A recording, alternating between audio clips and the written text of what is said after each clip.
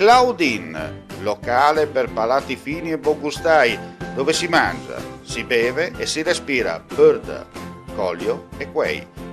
Sono Claudia Zano e vi aspetto con le mie specialità. Cosa aspettate? Claudine, Food, Wine, Music e sei in pole position.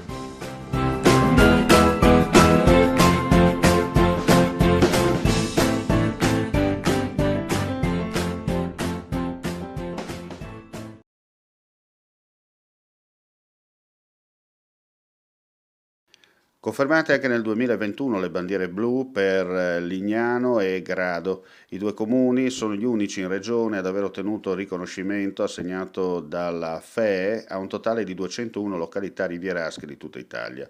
Grado e Lignano, come nel 2020, hanno superato l'esame che oltre alla validità delle acque di balneazione valuta anche, tra le altre cose, l'efficienza della depurazione delle acque reflue e della rete fognaria, la raccolta differenziata, vaste aree pedonali, piste ciclabili, arredo urbano curato, aree verdi, strutture alberghiere, servizi di attualità, informazione turistica, segnaletica aggiornata, educazione ambientale.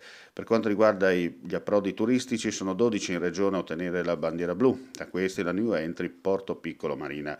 Gli altri approdi sono Marina Punta Faro, Darsena Porto Vecchio, Marina Punta Gabbiani, Darsena Aprilia Marittima, Marina Capo Nord, Porto Turistico Marina 1, Marina Punta Verde, Marina Sant'Andrea, Marina Hannibal, Porto San Vito e Lega Navale Italiana.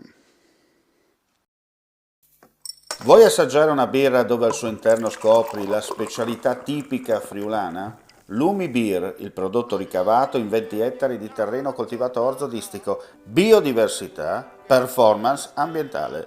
Lumi Beer nelle sue 5 versioni disponibili, 4 per consumo veloce e dissetante e la versione Magnum per intenditori. Lumi Beer si abbina a qualsiasi palato. Lumi Beer è un prodotto esclusivo Azienda Agricola Pancera, il buon seme, i buoni frutti.